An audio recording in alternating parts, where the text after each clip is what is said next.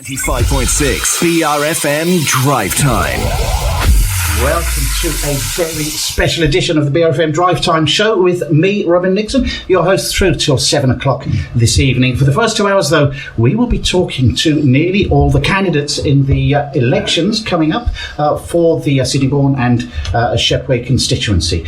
So, we're going to be asking you throughout the show, if you have any questions or comments, please send them to us by text. The number is 07510 984 001. But whatever happens on July the 4th, there's going to be a change of sorts because Tory Gordon Henderson was the constituency's MP for 14 years, has stepped away from politics, and the Sheppey resident, he most recently retained the seat in 2017 with a majority of more than 24,000 after wins in 2010 and 2015. Mr Henderson has been replaced by Aisha, Cuthbert. Sittingbourne and Sheppey is a relatively new seat, having only been formed in 97, and the area's two main populaces are the industrial towns of Sittingbourne and Sheerness. And the seat includes apparently some of the most deprived areas in the county, according to the government's latest deprivation report, and the average household income stands at £42,000 below the south east average of £50,000. It has been dominated by the Conservatives for the last 14 years, but could that be about to change? In the Swale council elections in May last year, the Tories won 12 seats, but a rainbow coalition of Labour, who won 14, the Swale Independents with 11, and the Green Party with 3 seats, all took power. So key issues for this election include healthcare, with GP to patient ratios well below national averages, housing. Like much of the county, it's also a cause for concern for many constituencies, not only in the villages such as Newington, Minster and Borden, but also Sittingbourne town centre. And across the borough of Swale, there's been an 11.7% population increase between 2011 and 2021, although these stats include Faversham and surrounding areas which are not now part of the Sittingbourne and Sheppey seat. Since the last election, the Boundary Commission for England made a number of changes to constituency boundaries across the county because we'd exceeded the number that is supposed to be an average of around 75,000 to 83,000. So part of Sittingbourne has now been moved over to the Faversham constituency. With us this afternoon, we have for the Labour Party Kevin McKenna, who will be along later. He's a little late, but he's on his way. We have Aisha Cuthbert from the Conservative Party. We have Francis Kneller from the Liberal Democrats. We have Mike Baldock from Swale Independent. Matt Brown, also independent. We have Reform UK's William Fotheringham-Bray and Mad Mike Young from the Monster Raving Loony Party. Unfortunately, Sam Banks from the Green Party couldn't make it. So for balance, I'm just going to tell you a couple of things about the Green Party. Sam Banks is a teacher and a parent living on the Isle of Sheppey. As a teacher, she's passionate about education reform and creating opportunities for people of all ages across learning. Main Green Party policies are to scrap university tuition fees, to build 150,000 social homes a year, to invest £5 billion in community sports, to nationalise the companies that run our railways, our water companies and big 5 energy companies, also raise up to 151 billion a year in new taxes and reach net zero by 2040. Also, they are looking to have a minimum wage of £15 an hour and keep the UK in NATO. We may try and catch you on the phone for another Drive Time show, possibly next Monday. In the meantime, though, we'll talk to candidates in a minute after Heroes by David Bowie. BRFM Drive Time. So this is a special Drive Time special with all the main candidates for the general election coming up on July the 4th. With me now, first of all, we're going to speak with Francis Kneller, if I said that correctly. That's right, yes. And you have a degree in social sciences. You spent early years in shared rooms in inner London, alternating with a caravan in Reculver, and joined the Kent Archaeological Rescue Group as a teenager. That's right. And a resident of Buckinghamshire, you stood for election 3 times since 2017 for Chesham and Chiltern Town Council and Buckinghamshire County Council. That's right, yes. Okay. Can you, let me start off and saying, how would you intend to improve the lives of people in the constituency here, first of all? Well, I think there's quite a lot to do. I think one of the biggest issues is around poverty, and I'll talk about that a little bit later. But I think the main issue, and very much at the front of the Liberal Democrats campaign and our election pledges, is to sort out the NHS and social care. We've got a very ambitious, bold and fully costed programme, and we are very, very keen to make sure that health, which is the centre for so many people's well-being, is addressed, and we've got an NHS that is really fit for purpose and delivers what our constituents want. I understand in your manifesto you're looking to get 8,000 more GPs? We are, yes, most certainly. That is something that is very important. I mean, we've got a national shortage of about 9,000 doctors at the moment. GPs particularly are of concern. We know that Sittingbourne and Sheppey has 23 less GPs in the last 3 years, so 40% drop. And we've got one of the lowest patient to GP ratios in the country. So it really does affect this area in terms of doctors. And we also know that junior doctors want to actually become GPs. Okay. There was over 11,000 junior doctors applied for 4,000 training places. So the interest is there to actually deliver GP services across the country. But of course it takes 10 years from the start of medical school to fully qualify for general practice. Yeah. So this is a long term.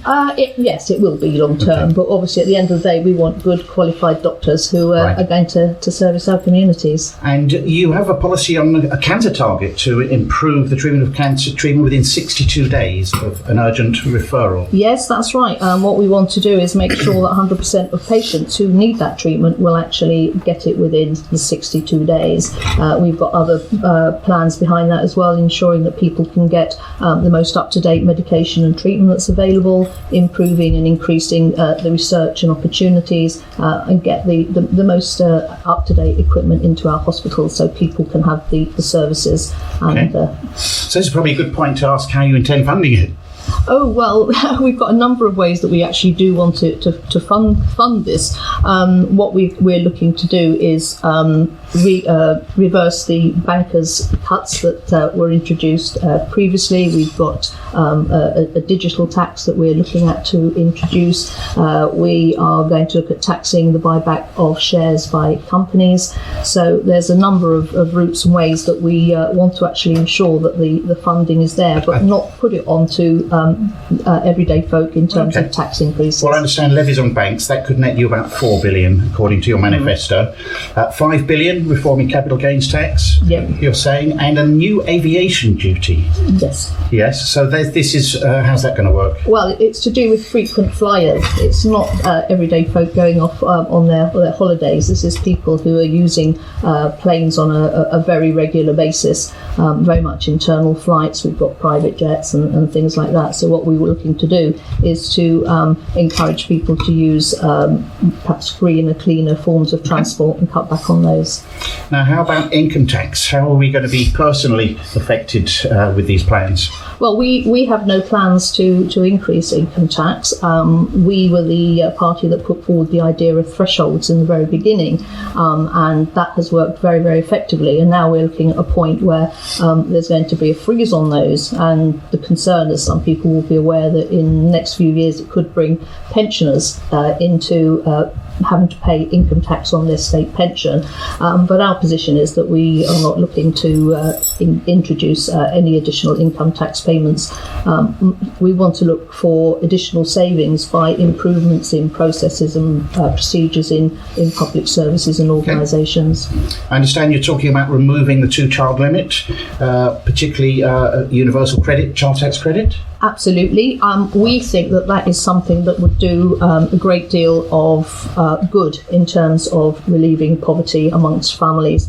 We've seen so many families who are struggling because of the cost of living, and effectively by changing the 2-child limit, it will reduce poverty.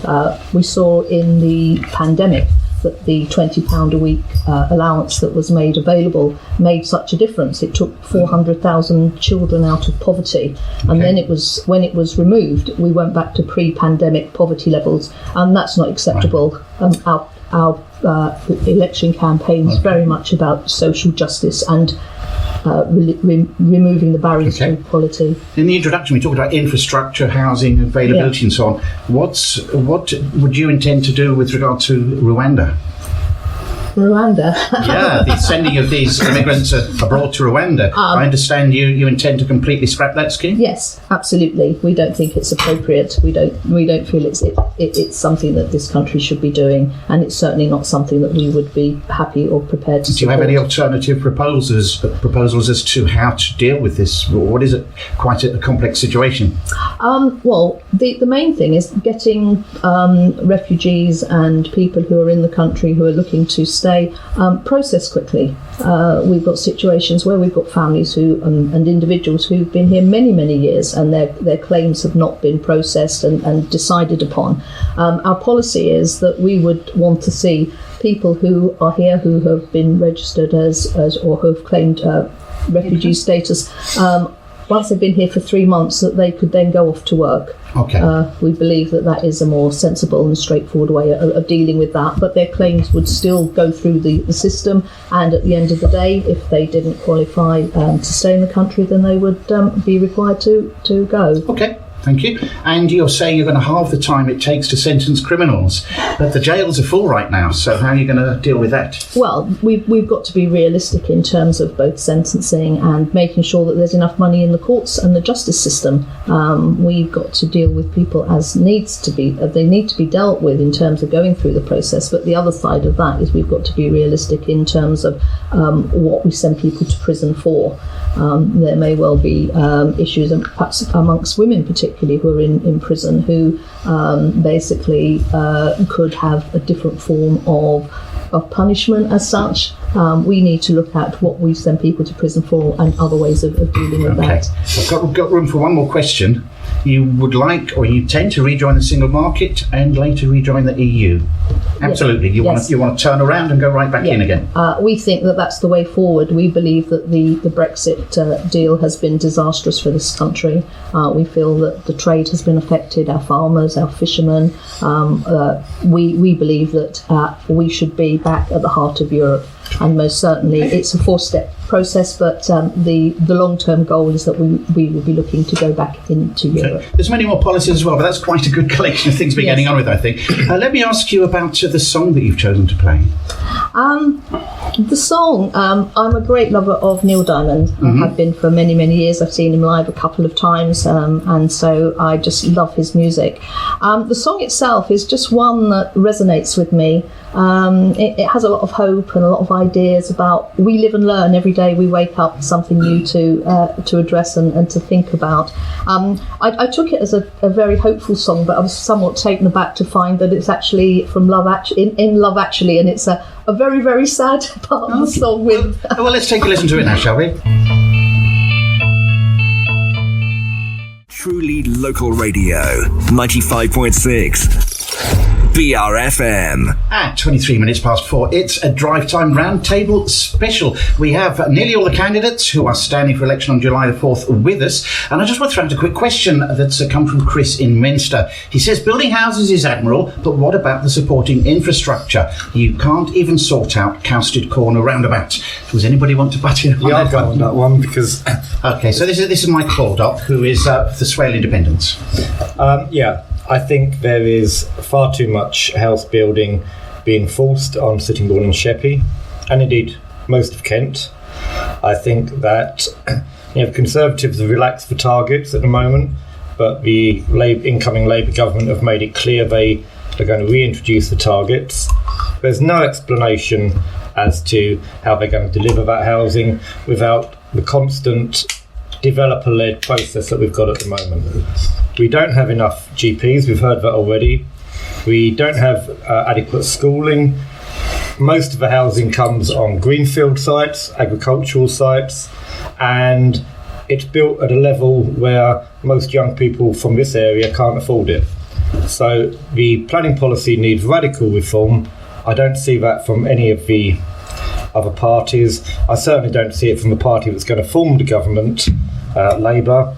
So what we are faced with is how is your next MP going to fight for a level of housing that is suitable and appropriate for the local area. Okay, thank you. That's Mike Baldock. Obviously, Kevin McKenna for Labour isn't here to answer that yet, but he will be soon. Hopefully we'll put that to him. Anybody else got a comment on this supporting of infrastructure? Aisha, Cuthbert here. Aisha. Let me say I agree with everything that Mike said.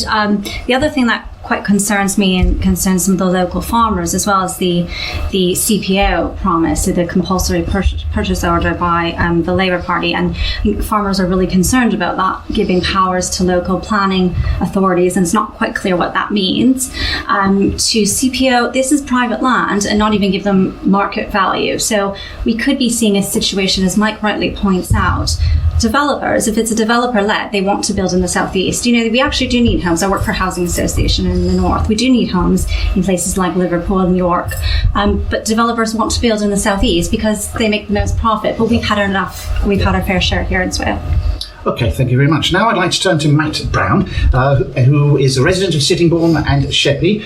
He's standing as an independent. He's been here since the age of 5, lives in Halfway, and has lived across the constituency from Grove Park to Rushendon, Upchurch to Sheerness, and Merston to Queenborough. Is that all correct? That's all correct. And former chairman of Sheerness Town Council, and the first when it was newly formed, and trustee on the Sheerness Dockyard Trust. And you've previously stood as a Labour candidate. First question, why not standing as Labour now? Oh, controversial one. I'll be honest, we recently had a situation where a local care home had been closed, and we were told there were no facilities available.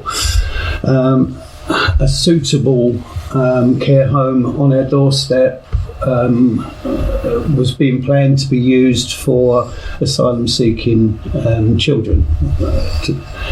The problem with that was that they were kept in the dark. They basically weren't told anything by their local Conservative councillor. And they rapidly got together an action group, but they were floundering. And the problem with that is when people are put under pressure, emotional, sometimes their reactions aren't true to form, shall we say. Okay.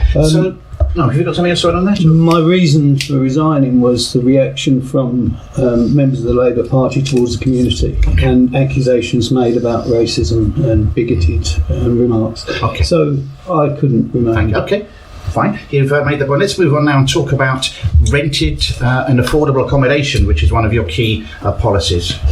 Yeah, let's go to my sheet. I'm all about improving the standard and availability of affordable rented accommodation. We have a lack of social housing. We've had a lack of social housing since the 80s, so it's not something that is you can just put down to Conservative government. It's, I believe, directly attributable to the sell-off of council housing and also housing associations, which are now no longer managing our housing stock. They are becoming in partnership with private developers running a not-for-profit organisation with high wages. And they've reclassified what we call social housing. Now, if you're purchasing a house with any assistance, you're in social housing.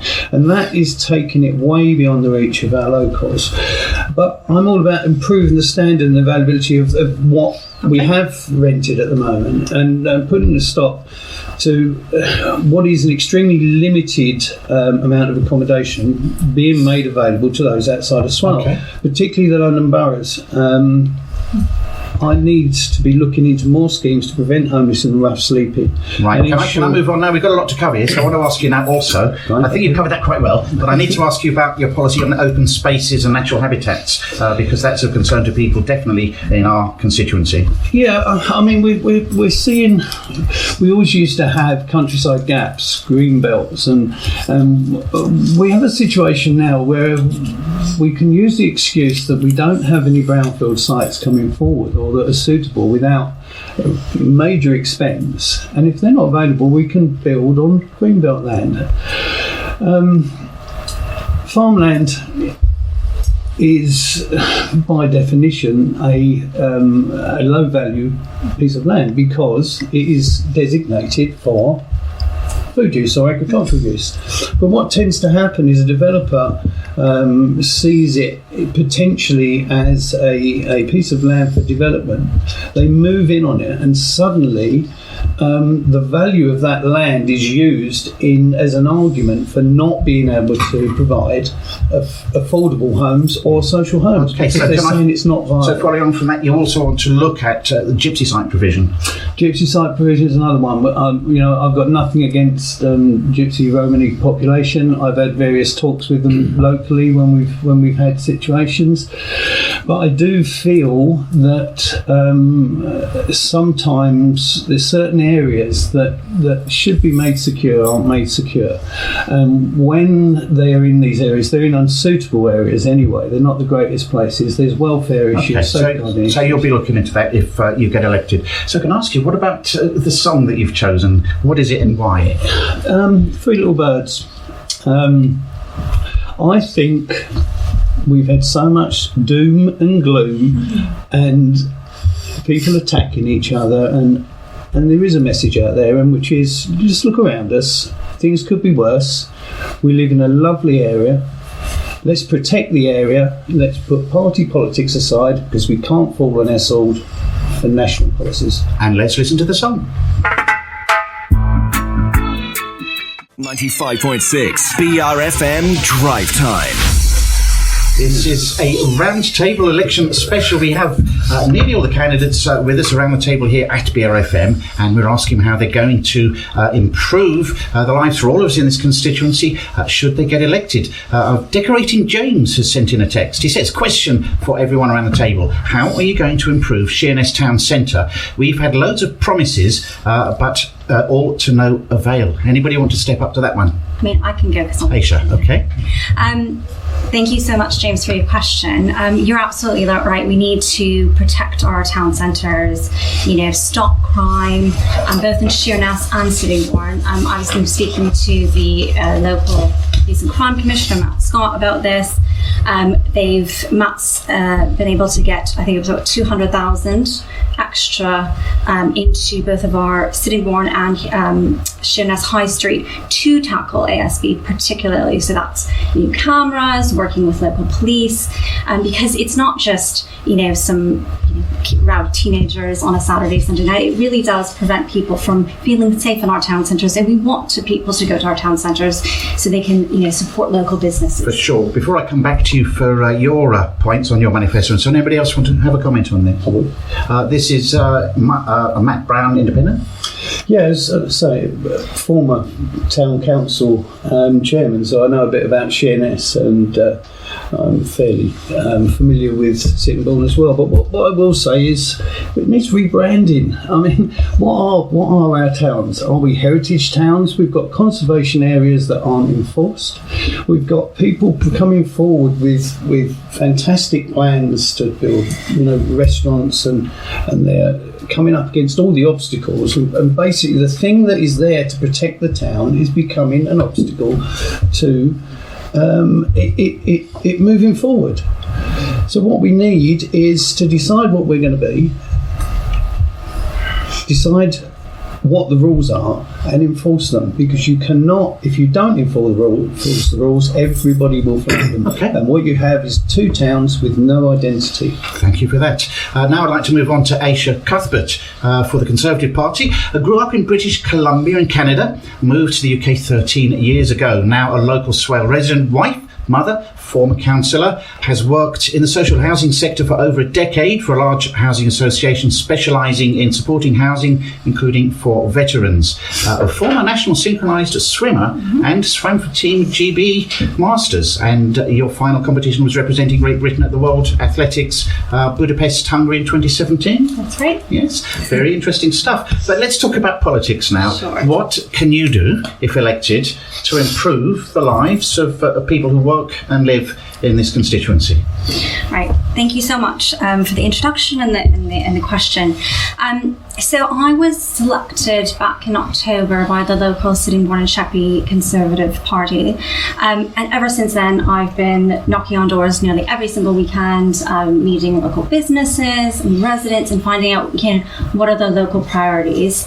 And based on those conversations, I've kind of come up with 5 kind of key priorities for the constituency. Okay.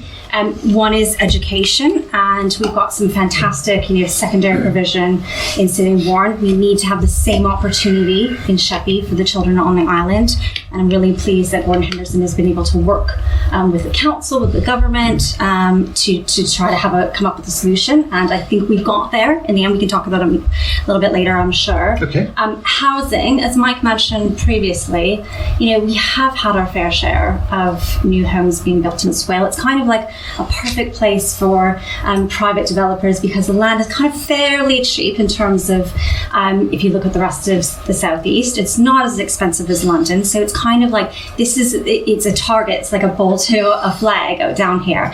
So until we've got the right infrastructure, that's what I was going to ask. Infrastructure surely has to come first. We need to focus on the infrastructure first before any new homes are being built, and so I'll be very, very clear on that. Although the Conservative Party is committed to building 1.6 million new homes in the next 5 years. Correct. If they get back in. Correct, but as Mike pointed out recently, we have gone away with targets, so local authorities will be able to decide how many homes they can actually afford in terms of the infrastructure. And we've also put in our manifesto that it has to be in places like London where the capacity can be built up. We've got a lot of office blocks that they've built in London. Okay. We don't need that. What about for regular people, first-time buyers? I gather you're planning to help them? Yeah, so stamp duty abolished for most first-time buyers, and there'll be obviously the Swale has approved some homes. They haven't had a zero housing policy. So there are some homes in the pipeline. So hopefully some of those homes will be, young people will be able to afford that. Obviously transport, a big thing here. If anyone, on the island for sure. anyone is we're sat in traffic most of these days. If you say it's going to take me 20 minutes to get to see a resident, I always add an extra 15 minutes. So transport is a priority for the Conservative Party. Well, it's been really lovely to see the fact that we've had Stockberry, the investment go into that, 92 million. And it's great we've had Grow First as well. It just shouldn't have happened at the same time. So as the local MP, I would work with the local council and and Highways England to make sure that these things are progressed in a way that it doesn't block I've got to move you on if you're going to fit it all in. Can I move on to immigration now, please? Yes. It's a biggie. Yes. I need to ask you about Rwanda as well. Mm-hmm. What are your plans with the Rwanda situation? Do you intend to carry on? Yes, we do. And the reason why, I know it's very expensive, but guess what? There's no way to tackle illegal immigration without putting funding in it. There's just, ask any other Western country, there is investment having to go into tackling illegal immigration. And obviously we've got the Rwanda bill. It has passed the House of Commons. And we were already... And it's already cost 310 million.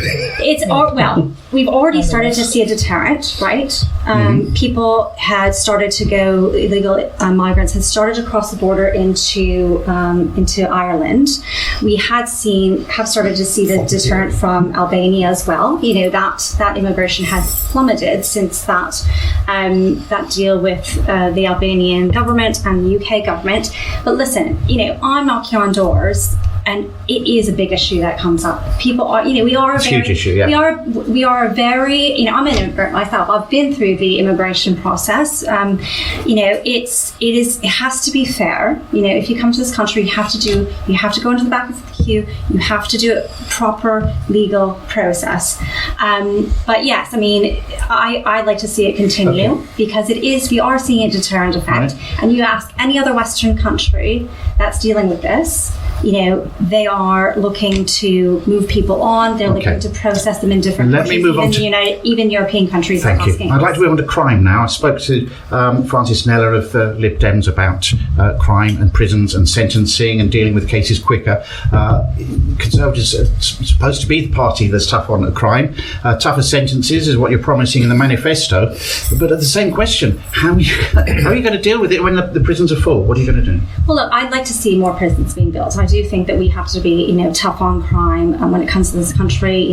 Particularly, domestic abuse. We should not tolerate it at all. We've got, some funding investment going into one of our local prisons here. We've got 3 local prisons who, they create great jobs. I've been to 2 out of the 3. I've spoken to the prison officers, and they love their jobs. And they, it's about rehabilitation as well. I'd like to see as much focus on rehabilitation. Okay. I mean, there's a lot of things in your manifesto. There's one more that I'd like to cover, if I may.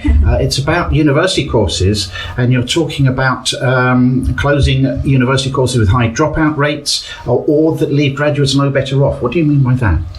Well, I think it's just looking at how, in a economy where we've got limited funding, looking at the courses that aren't particularly popular or aren't actually doing anything to benefit those graduates. I think that's right. So we can put more money into apprenticeships where we've got lots of young people. So you divert the money?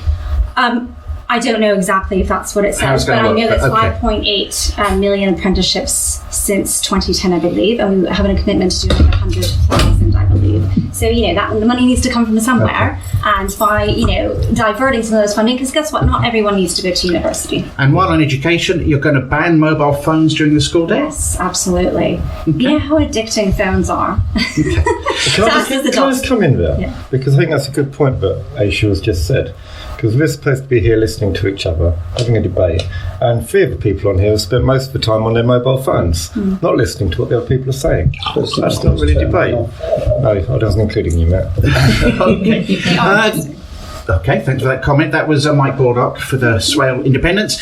Aisha, you've chosen a song. Can you tell me what it is and why you've chosen it? So I was a little bit concerned when Francis said Neil Diamond, because I've also chosen a Neil Diamond song, although it's Sweet Caroline, and that's for 2 reasons, really. So we've got, obviously, the Euros happening right now, lots of English pride. Obviously, I'm not born here, but my grandmother, who's from Cumbria, she recently passed away, and that was also her favourite song. So I'm playing it in memory of her, but also to support her. Thank you. So here we are, Sweet Caroline.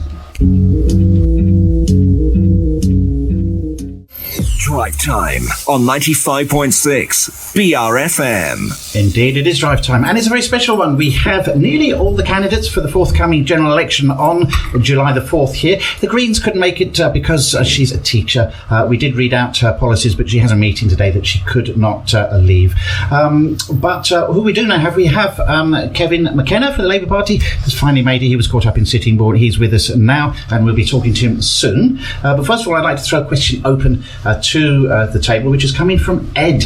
He says, working people's terms and conditions have deteriorated in the last 14 years. NHS staff have seen a real-term pay cut of up to 25%. Teachers are leaving their profession because they don't earn enough to justify the conditions they have to deal with. What are the candidates proposing to do to reverse this trend? Would anybody like to speak? So this is William at Fotheringham-Bray for Reform.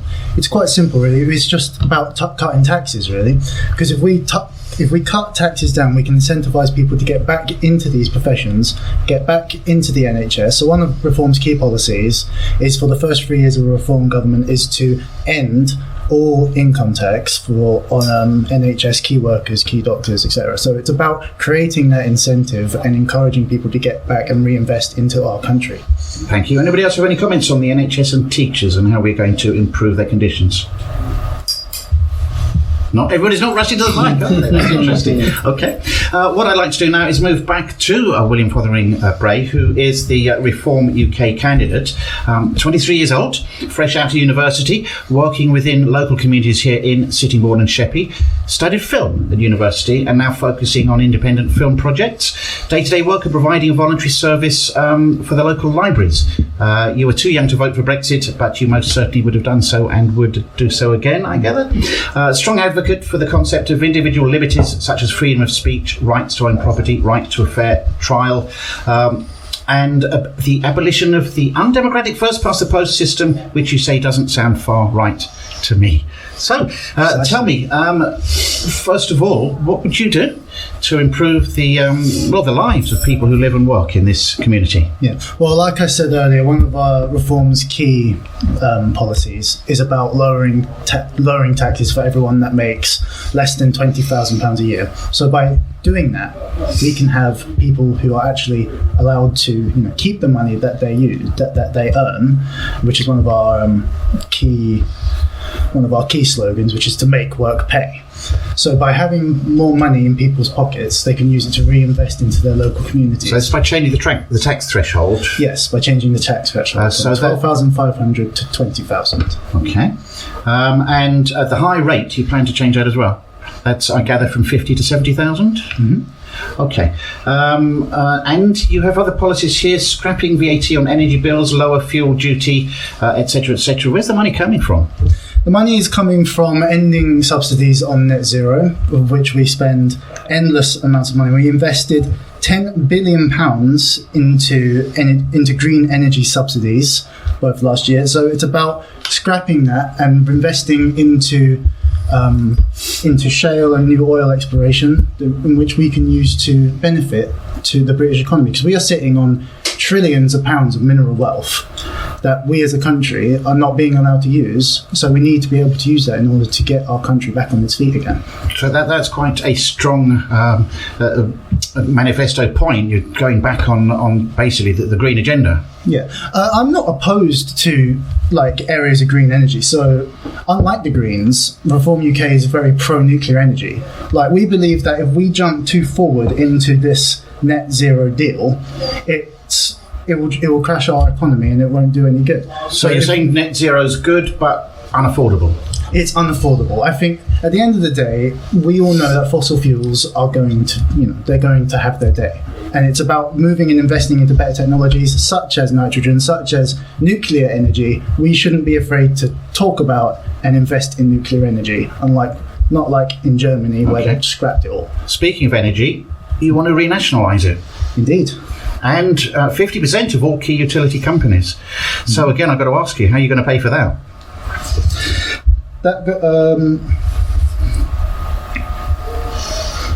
Again, that is most likely going to come out of the net zero madness subsidies. I'll be deadly honest with you. Our manifesto, which has come out mere hours ago, it has all the costings on it. Okay. So I would. Okay, you refer to the manifesto. Yes, understandable. Our first manifesto, which we have released today, I would encourage everyone to go and have a look there. It's fully costed, and we can assure everyone that we can afford to make these changes. I think you're on the same page with the Conservatives about having 2-year courses. I think that was a Conservative policy, was it? Two-year courses, or being brought in as well as scrapping some of them? Yep. But here's the key difference, I suspect. By the teaching of contested gender ideology and critical race theory, with children taught that there are 2 sexes and 2 genders, and universities allow political bias or cancel culture, would face heavy fines. Is that correct? Yes, exactly. So like I said earlier in the description of myself, it is about personal liberty. You should be able to say what it is you want to say freely without suffering criminal prosecution, unless it's a physical call to violence, like what we've seen in the recent protests down in London with people calling for an intifada revolution. If they knew what an intifada revolution was, they would not be calling for it.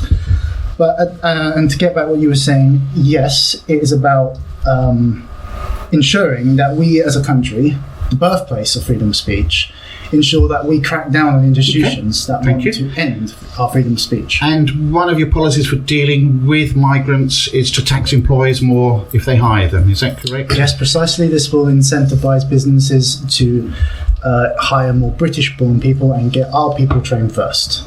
But do you think that might possibly be at the expense of people with good qualifications, but they're too expensive to hire now, that could have benefited our country?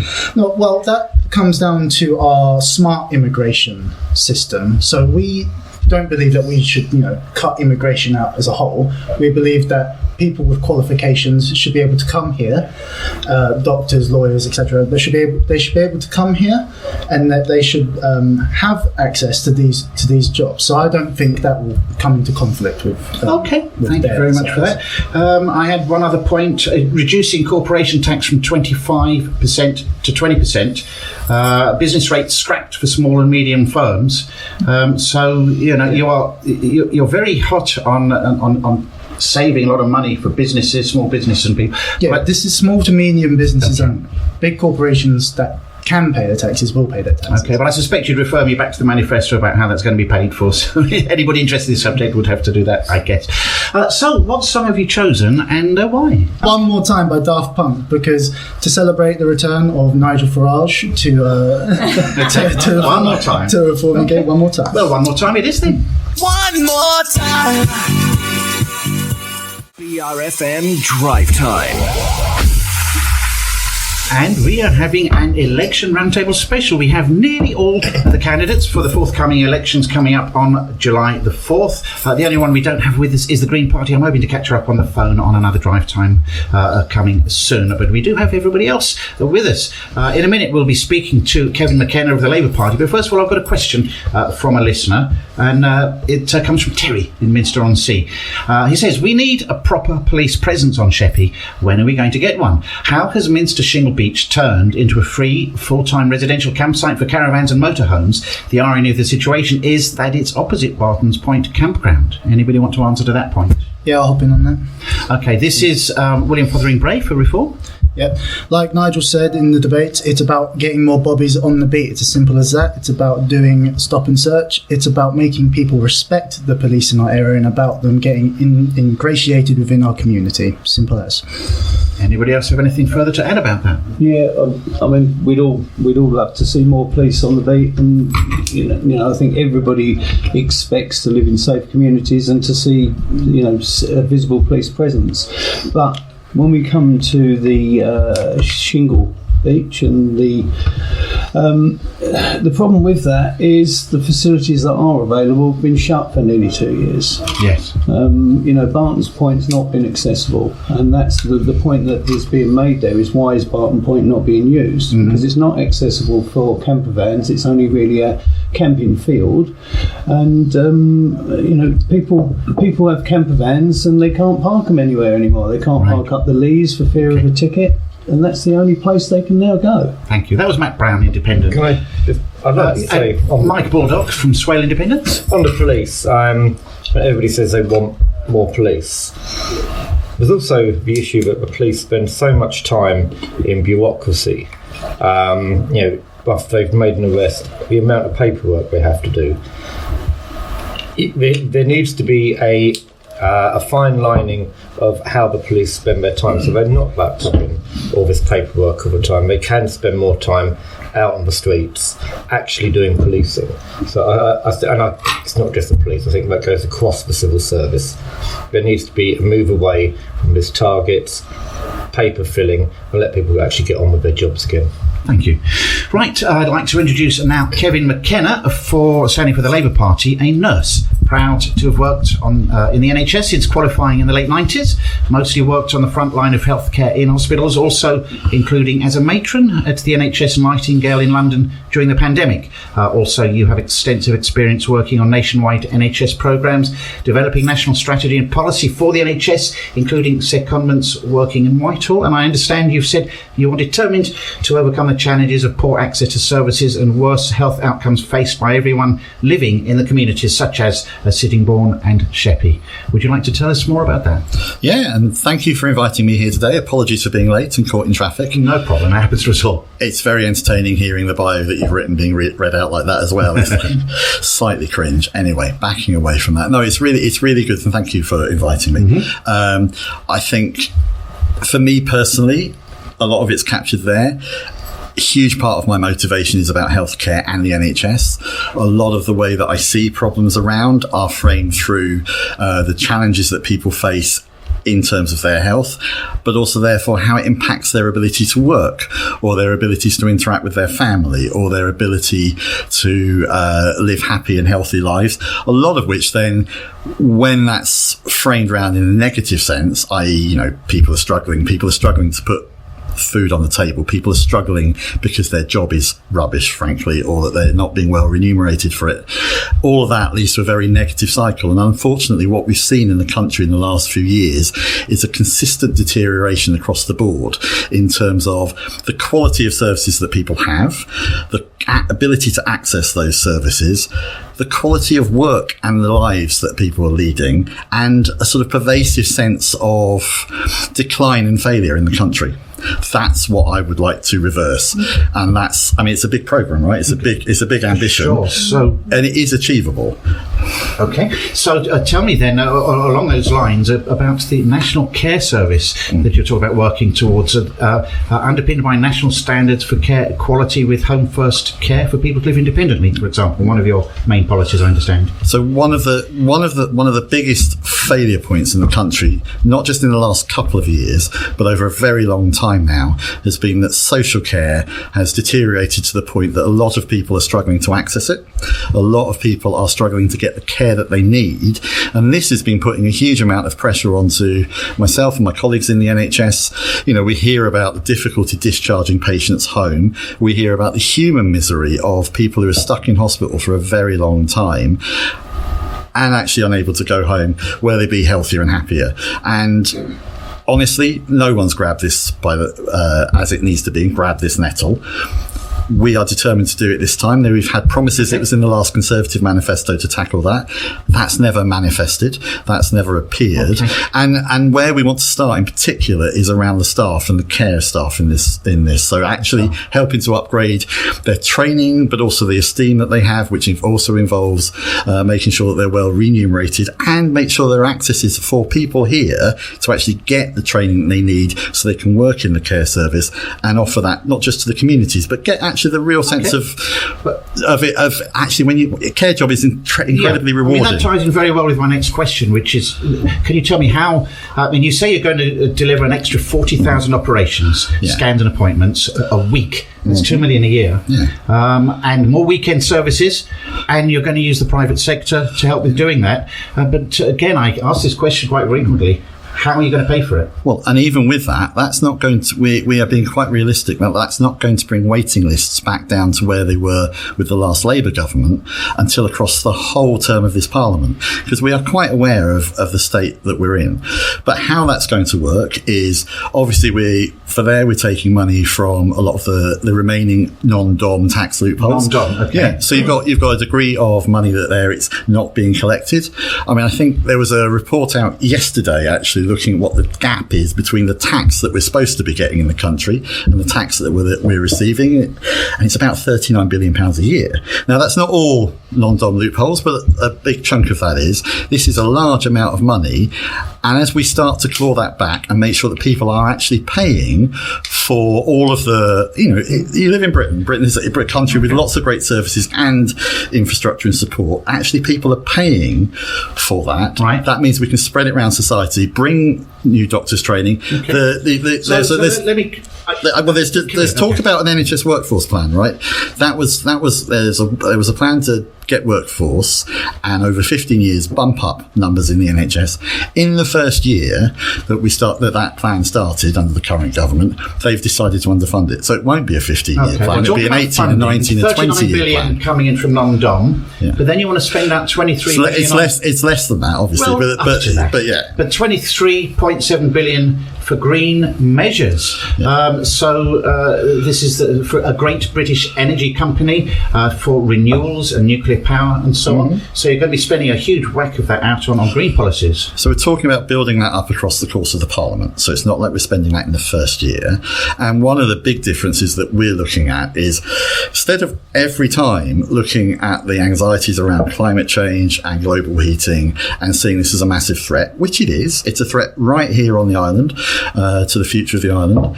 Instead of just looking at that as a threat, there are also opportunities, and these are opportunities that can actually enable Britain to be secure in its own energy supply so that we're not dependent on Putin, to generate jobs, good jobs, higher tech jobs, more skilled jobs. It all meshes together with our skills. You want to get rid of petrol and diesel cars by 2030, so they're all going to be electric. Are we going to have the grid, the ability to power all of that? We think it was a mistake when at one point the car industry was told that that 2030 was a target for full electrification of new cars that are coming out in the UK, to suddenly shift that date when in the UK companies have been gearing up to meet that point.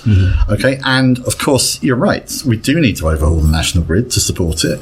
We do need to have charging, and we do need to get the gigafactories that we've failed to build enough gigafactories to build batteries in this country, all of which can generate jobs and wealth. To leave it in private hands. Across what we've said around a lot of the public utilities, and this includes like rail and others, is we're not suddenly going to seize them all back in one go, because frankly that puts a lot of money into the pockets of people that have profiteered, and that's not really the right way to do it, especially when we're short of cash. We're going to build up to it. So rail is, and bring the rail operating companies back into public ownership. We can do that without giving lots of money to those companies. You're going to do that in a first term? So, yes. So we're going to stop giving out new rail licences to the rail franchises. That allows us to pull those back in and actually get the rail working in a way that it does in a couple of parts of the country. It actually works much better, largely because they're the tracks that we've gone along. That was an unintentional pun, I realise.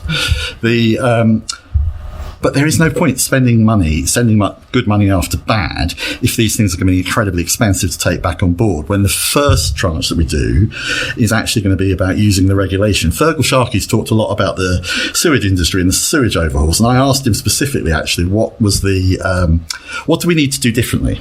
Do we need to renationalise? Do we need to bring things? He says we just need to use the powers we've already got, because we're not actually using the powers against the water companies and their discharges that we've got. Okay. If that makes it challenging for them to do business, that's a whole other question, isn't it, for the future? So, moving on now to immigration, big issue also, and Rwanda again. What's your policy on that? Immigration is a massive issue and a massive concern here in the constituency. I think the Rwanda policy is two big things that are massively wrong with it. One, it's not going to work, and it's very expensive. And then two, it's not actually filming a deterrent. So if they're the arguments that are being made for doing the Rwanda policy, that it will work as a deterrent and that actually somehow it's good for the country as a whole and its economy, it fails on both those fronts. I'm not getting into a wider set of arguments about that, just on the sense that it was set up to do. So rather than spend money, and look, what are the numbers that we're talking about sending people to Rwanda? They are tiny. It's not a workable policy, but there is money there. Rather than spending all of those millions and sending it to the Rwanda government for them to do whatever they want to do with it, let's actually get to the root causes. Apparently $500 million is set aside. Yeah. Well, that's honestly currently. Talk about good money after bad, right? And if it's only going to send a few hundred people back a year max, how is this going to have a deterrent effect? We don't think it hits the real root causes, which are the criminal gangs. So we need to tackle the criminal gangs. They've generated a market. New border and security command that you're going to absolutely create. So. We've created a market that is favourable to these mafia-like gangs for bringing people across the channel. People pay a lot of money to the gangs, then got brought across, and of course a lot of them suffer and die in crossing the channel itself. So there's basic inhumanity, and then when people come across, a lot of them go missing. They're pulled into modern slavery, they're pulled into some horrific living conditions. And the government at the moment is then saying, well, we won't be bothered processing people and processing their asylum claims. We'll just set up hostels and hotels and camps like the one that was planned for here on Sheppey. This is just building up the number of people that we've got who've come here and not had their claims processed. And let's be blunt. Of those people, once you actually process asylum claims, a whole chunk of them are not valid, and actually those people do go back, and a whole other set of them are valid, but but these are people who can often bring assets to the country. You know, these are doctors, they are nurses, they have got skills that we need. I think that may be one of the questions that the listeners may bring us back to a bit later. But I'll ask you about ticket resales, because you've got a policy on that with regard to Ticketmaster. I know, and there was some real. I don't know if you saw the article about the lobbying from the ticket tout industry in a big hotel in London about that. This one's definitely ruffled some feathers. But this is very, and it is slightly niche. So I'm glad you brought it up. I'm interested because it affects regular people. Right? Yeah, it's concerts and see stuff. You know, I know. It's just ridiculously difficult and expensive. Yeah, thinking about the big Eras tour and what's going on with Taylor Swift. I walked out of a concert for the first time last year because the sound was so awful in the hall at Wembley Arena. But that's a whole other thing. That was really disappointing. There's a lot of money to spend on that. Because it is a lot of money. You have to save up for ages, you know, to go and see the bands that you want. On top of it, then we've got this. It's an organised set of scams. We just need to crack down on it, right? Because it's not in the interest of the artist. It's not in the interest of the public who want to see people. We've also got a broader problem, actually, around. It's one thing, these big stadium tours and these big arena tours. But actually, the music venues where people learn their trade, where, you know, all the pubs that I'm sure many of us, or may not have done, went to when we were younger and had some interesting times.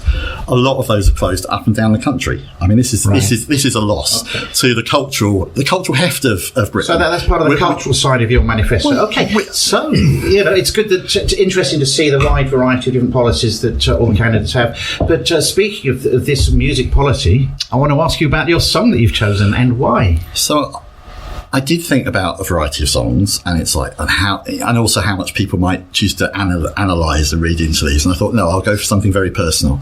So the song that I've chosen is Only This Moment by Royksop, which for me is actually, it's got sort of personal connotations, romantic connotations about people that I've been with over the years, and people that I've lost, and people that I'm still deeply in love with. So it's got a lot of personal heft to it. It's got a tone, a message across the song that goes from a degree of cynicism to a degree of hope, which was then pointed out to me might be political, and that wasn't the intention. And more than that, for me, it tunes into what really good pop music. Okay. It's not a song that I'm personally familiar with, so I'm looking forward to hearing it. Drive Time on 95.6 BRFM. Indeed it is. It's a special edition of the Drive Time show here on BRFM with me, Robin Nixon, where the time is 23 minutes past 5, and we have nearly all of the election candidates for the forthcoming election on July the 4th. We are missing the Green Party candidate, but we hope to catch up with her on the phone at another Drive Time later. But everybody else is here. If you've got any questions for any of the candidates, you can text us on 07510 984 001. And now what I actually have is one of your questions that has just recently been posed. Who have we got here? This was Christine has said, is anyone going to do anything to help with public transport on the island? It's almost non-existent. On Sundays, in fact, there's none at all. There are holiday visitors in the summer, but they can't get anywhere unless they drive, and that causes chaos here every summer with so many cars on the island. Would like anybody? Let's have Mike Baldock first. Yeah, a good public transport system is essential. All the parties talk about it, all the parties say it's important, and we've seen them decline for the last 24 years. KCC effectively killed, Conservatives and KCC effectively killed bus transport on the island by removing their subsidies. There's billions spent on grand road projects like the ecologically disastrous Lower Thames crossing, yet none of that money is ever spent on real meaningful public transport improvements. We need to let councils run bus services again, not make them compete with the market because they're providing a social service. We need to make our trains a lot more affordable to use, and okay, thanks. That's my ball. We'll talk to you again in a minute because it's going to be your turn. So we're going to come back to you very shortly. But Kevin McKenna for Labour also had something to say on this. Yeah, well, Mike's diagnosis is right, and this is why this is one of the key bits of our manifesto. It is clear that bus services across the country have deteriorated. This is causing a problem for individuals, but it's also hampering the economy. They used to work much better, And one of the things that we are determined to change is this free-for-all with the bus companies and the markets. It's one thing that the local authorities want to set what the bus services are, but they actually don't have most of the powers. There is one place in the United Kingdom that has an impeccable bus service, that's London, where those rules were never changed. And we want to roll this out across the rest of the country. Manchester is starting with that, and hopefully Andy Moore at Burnham will make quite big changes up there. But we want to give that to people up and down the country locally, not just the fig leaf of a local authority bus service, but real powers to create integrated transport with bus at the heart of it. Okay, thank you, Kevin McKenna for Labour. Now back to Mike Baldock, who is standing as a Swale independent since first becoming elected for the borough in 2015. You have served as a leader for both Swale Independence Alliance and Swale Council. Became boss of the latter in 2022, taking over from Roger Truelove under the Rainbow Coalition, and following the hung election result in May last year, replaced by Councillor Tim Gibson as the council boss. A few things you've said. All councillors should have an input into the decision-making process, have a proper opportunity to put forward ideas, and should work together in the best interests of the local people. And for example, the Swale Independents successfully sought to abolish the cabinet model of local government and reintroduce a committee structure. So can you tell me what you would do on this wider scale of not as a councillor, but if you were elected as a member of parliament for the constituency? How would you be helping us out? One of the things I'd like to do as an MP is to work with other independents around the country to actually organise a voice for independents, because I think we don't get a public political broadcast. We thank you for inviting me on, because often we don't get included in hustings. So I think that's an important thing that needs to be developed. Locally, I would be open to discussions with people from across the spectrum and the political spectrum, and people who are not. I think we need to have greater involvement from community groups to hear what they're saying about what's on the ground. On the council, I would have been quite happy to work across all 5 groups that are on the council, but some preferred to be in opposition rather than work together, which I think is a shame. But as long as you're open and listen and actually willing to consider other people's ideas, then you can work with people. I've heard ideas from around the table, from Reform, a lot of good ideas. Hard to see how they're going to afford it, but a lot of good ideas on policy. Some of the stuff that Kevin's been saying, Matt, of course, and what Aisha's been saying. Well, as an independent, you're able to pick and choose, aren't you? Yeah. But here's the thing. Just like Matt Brown, who is another independent standing in the constituency, you're not going to be allied to any particular party if you get elected to the House of Commons. So we need to ask you some questions like where you would stand on certain issues, because you would sometimes, I guess, vote with one side and then sometimes with another, according to the issue, I presume. It would depend. I mean, it depends what comes forward. But we've got 4 parties here that have put manifestos forward that are utterly irrelevant, because the only one that's going to be implemented is the Labour Party's manifesto. So what is important is what you're going to be able to do for your local area. And a single MP, just look what Caroline Lucas achieved for Brighton. That was just one single Green, and she achieved an awful lot. So an individual MP can do a lot. So can we ask you some questions on some areas that you'd stand?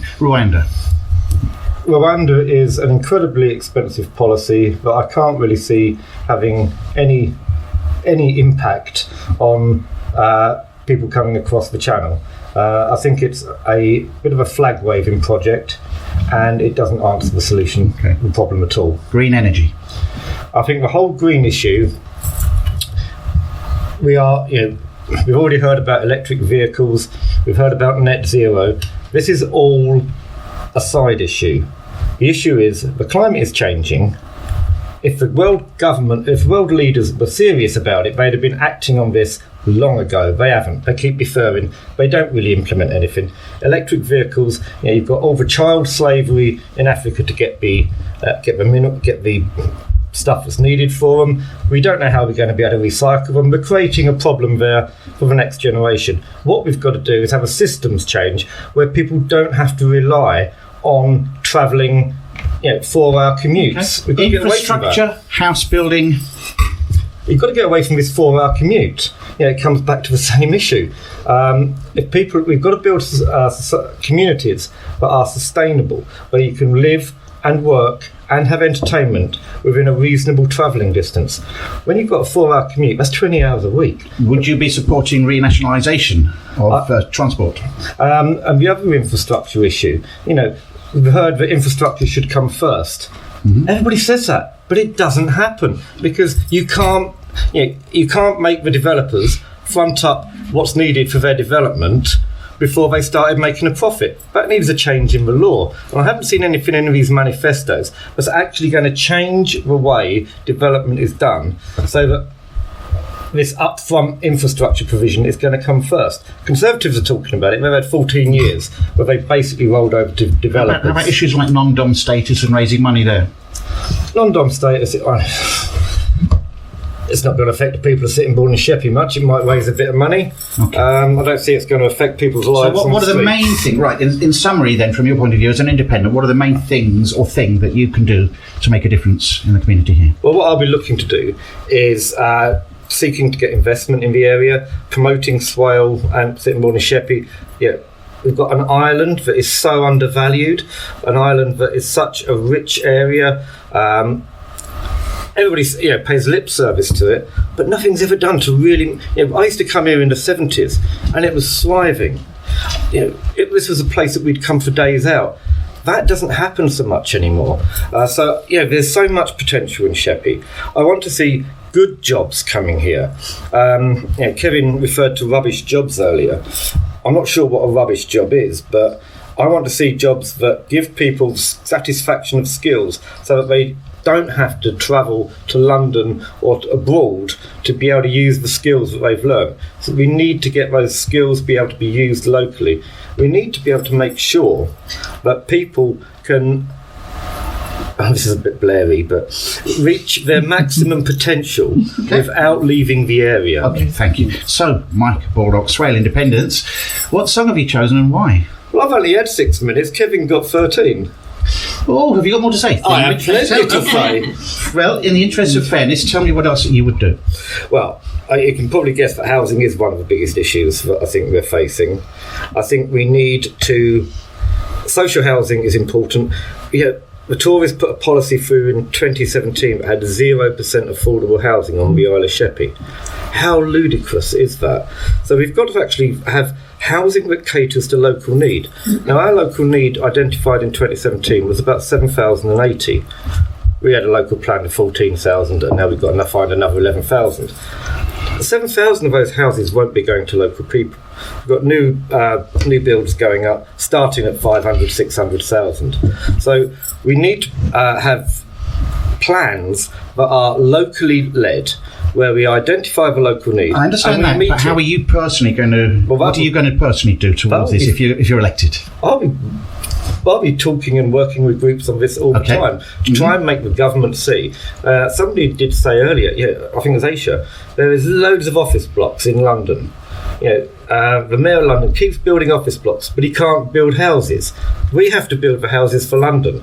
That's got to stop. Mm-hmm. So, what I'll be doing is I'll be making those arguments. I'll be fighting local planning applications that aren't suitable. It's a busy job, and it's not something that you can just say, leave it to the council. A busy job and a difficult job when you're independent without a party. And the council get overruled by government inspectors. You've got the MP has got to be there at those appeals, arguing the point with the Secretary of State.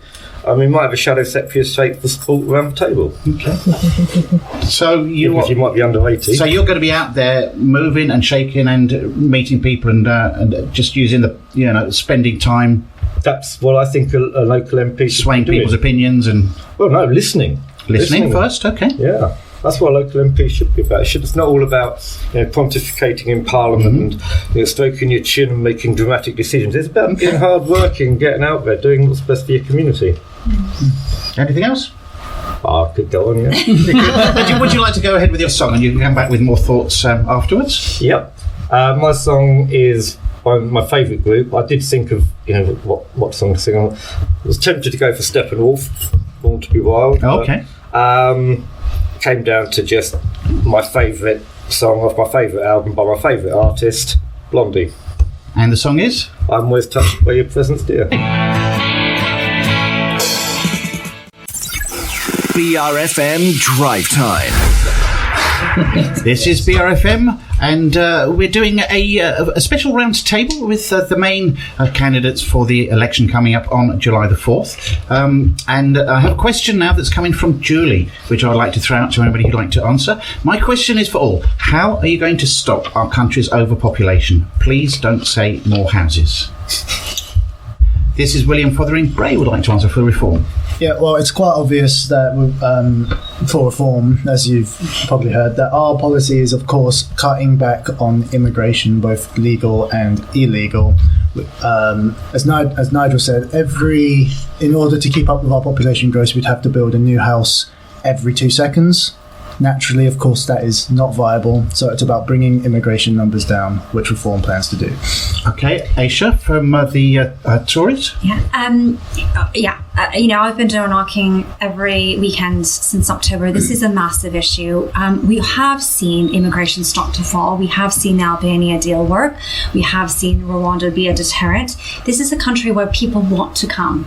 So as long as it is a place where people want to come, we have to have a bold plan in order to stop it. We've also seen with the reforms that have recently come in about not allowing partners in when you are going to university. All of that will actually help bring immigration numbers down. We are a fair country. We are a very generous country, but of course we cannot have everyone come. That's just simply not affordable. Okay, Mike Baldock has a response. Yeah, I think also we've got to look at the unused potential of the people who are here. Mm-hmm. We've got loads of people who can't get jobs, and where is our skills training? Where is our, where is all the efforts to actually give young people the chance to get good skills and use them? If you're in, and this is one of the reforms policies I quite like, if you're going to not skill up people, take on apprentices and get them to do the job, but just go straight abroad and get somebody off the shelf, I think that that is a fair argument. They should pay extra tax on that, because that money could have gone towards skilling up somebody who's already here. So I think that's the main thing. Okay, thank you very much. Now I have. Did you have something to say, Francis? Did I? Yes, Is this Francis Kneller from the LibDems? Yes, I would raise the issue in terms of overpopulation, because we do need to think that we have an ageing population. We also have a falling birth rate. And when you start to look at the numbers, what's going to happen in the future? In the coming years, who's going to do the jobs? Who's going to be here to make the country what it needs to be? So I think we need to think seriously about our population in terms of who we need, what we need, and that the fact is that many people across the country are not having families. They can't afford to have them. They're concerned about the climate change. They're concerned about their own circumstances. So we use the word overpopulation very loosely, and I think we need to sit and think about what do we actually mean about population and what we're doing going forward. Thank you. Matt Brown, Independent? Yeah, precisely. I'd agree with what you're saying, but what I would add is need to understand net zero immigration is like zero inflation. You're teetering on the verge of collapse. Yes. If we went into deflation, we would be in a real problem. And people, they need to realise there is the good and bad around immigration and population growth. So you're talking like things like being able to pay future pensions and so on from current things like that? Yeah, we need to be careful we're not doing what we've done in the past, which is here's a problem, let's throw people at it. We need to manage immigration, and it needs to be, as you say, alongside our needs and the population. We don't want to be going downhill.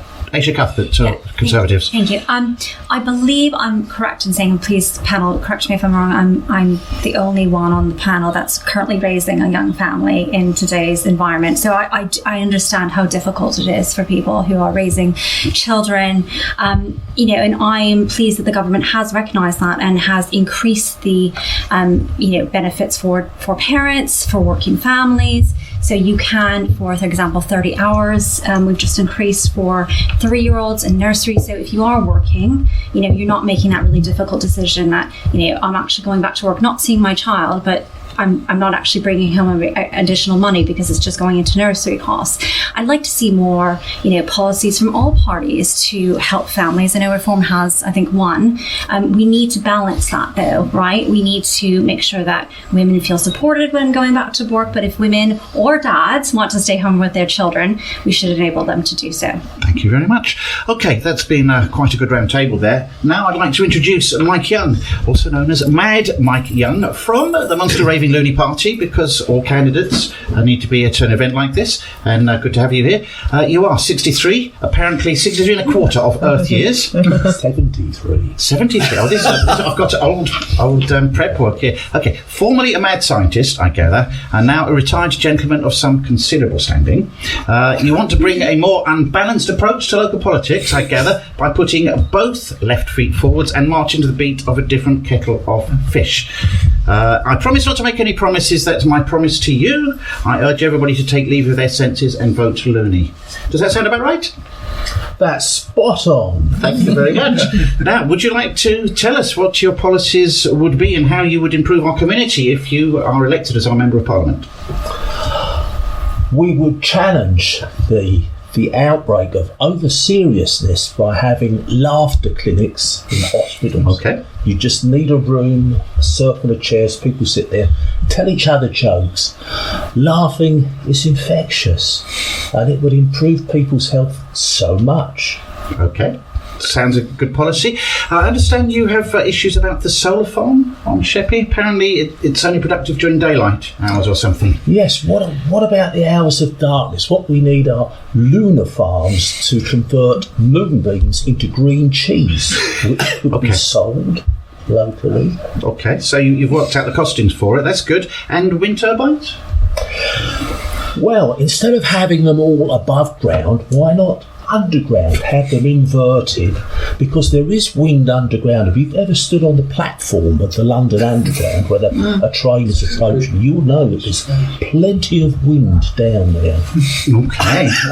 Those are some of your local policies. I've been looking at at your party's national policies. Apparently you're going to build 5 million new homes, fill 5 million potholes, employ 80,000 teachers, policemen and NHS staff, and reduce taxes to 5%. Well, breaking news, we're going to double all of those figures. Okay, good. Okay, I like somebody with strong policies. That's good. MPs, though, this would, if you get elected, this is you too, will have to sit in stocks during their surgeries. Yes, and we will supply the electorate with rotten fruit to toss at them if they're not pleased with their MP's performance. Okay, and all MPs who misbehave off to Rwanda.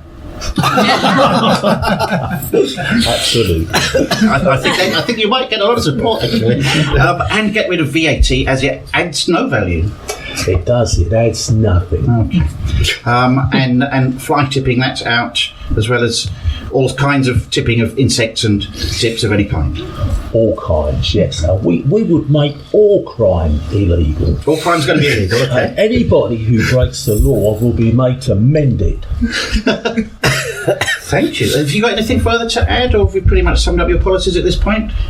Yes, Rwanda has been mentioned. Even I think that's absolutely bonkers. Okay. Should we not see these people that want to come to our country as ingredients, raw material for the new Britain of tomorrow? Thank you very much. Okay, that is Mad Mike Young for the Munster Raving Loony Party. And now I think it's time to throw things open to a round table, but we've got one final question from a listener before we do that, but that might spur the conversation on. Question of the candidates on house building from Neil in Minster. Local government tell us central government insists we have to have thousands of new homes built in our area, enough to house about 70,000 people, with a huge impact on the existing community, infrastructure and services, not to mention permanent loss of vital agricultural land. How do we tell central government they've got it wrong? Because we don't need or want this development. There are not 70,000 people in our borough that need rehoming. Mike Baldock put his finger up first. Well, the best way to tell them that you don't agree with them would be to elect me, because that's all I've been campaigning on for the last 10 years. But he's right. There's too much house building. There's not 70,000 though. The government targets are currently, they want 11,000. They have said that they have allowed councils to reduce that if they can put an argument forward. Our council is currently working on that very policy. We thought we had a bit longer before a Labour government came in to actually submit a local plan with lower numbers. We understand that the new Labour government is likely to increase numbers or reimpose the targets. This is what we said earlier. So now Kevin can actually answer and explain. Okay, we'll come back to more of that after we've heard from Mad Mike what song you've chosen and why. The Banana Boat song. Let's hear it now. BRFM Drive Time. And as we listen to the fantastic Banana Boat song, everybody around the table has now been served bananas by Mad Mike. As what was that? Your cabinet? Your, what do you call it? Your budget. Your budget. Your banana budget. So everybody's now had their banana budget. Okay, we need to kind of wrap things up a bit now by giving everybody just like 30 seconds, maybe a minute. We'll see how we go. I'm going to ask each of you in turn why you should be elected as our Member of Parliament, please, starting with Francis Kneller from the LibDems. Well, I'll fight for the fair deal in the next Parliament for the people of Sittingbourne and Sheppey, fixing the health and care crisis, getting our economy back on track and ending the sewage scandal. But that's not all. I'll be fighting for a fair deal where everybody can afford a decent home, somewhere safe and clean, with comfortable retirement when the time comes. A fair deal where every child can go to a good school and have real opportunities to fulfil their potential. And a fair deal where everyone can get the high quality health care they need, when they need it and where they need it. So that's what people will get when they vote LibDem in the election. Thank you very much. Now over to Matt Brown, who's an independent. All I'd say, if anyone believes an independent has no voice, Keir Hardie started life as an independent at a time where a working class man was not welcome in Parliament. And he did so as an independent with the public supporting him because he knew his public. And that's what I say, the parties will bring national problems to the locality and we will bring, an independent will bring local problems to Parliament. Thank you very much. Aisha Cuthbert from the Conservatives. Thank you. If you elect me, I've got a track record of being an independently minded Conservative local MP fighting for the priorities of people in Sittingbourne and Sheppey. The main priorities, again, I'll mention them: education, housing, we've had too much of it, transport, health, and tackling illegal immigration. If I could just plug one thing as well, obviously British National Synchronised Swimmer work very closely and have the track record of working as a team, work very closely with Swale Coalition to improve the lives of everyone here. And also, if I could just plug my Active with Aisha, it's live every Thursday from 7:30 to 8. Think Joe Wicks, right, in lockdown. 20 minutes. It's just bringing health into your living room in Sittingbourne and Sheppey. Every resident can take part of it. It's just to get active, healthy, and to try to focus on more the preventative health rather than waiting until it's too late. Thank you very much. William Fotheringham-Bray from Reform UK. Well, I'll keep this brief. We've seen the failure of the Conservative Party. We've seen it collapse. We've seen it not deliver on Conservative values. We're not going to expect anything different from the Labour Party. A vote for me and for Reform UK will see immigration numbers go down drastically. It will see members of our NHS see the money that they are deserved in payment, as well as everyone else that makes below 20 grand a year. And we're going to put an end to the subsidies that is net zero madness. Vote Reform UK. Thank you. Kevin McKenna for the Labour Party. So there is very clearly an appetite for change in the country, and the Labour Party is offering that change. We know that there are a lot of people still trying to decide how they're going to vote, and we know that those are going to be the most important people in this election. Here in Sittingbourne and Sheppey, it is really close between the Conservatives and the Labour Party.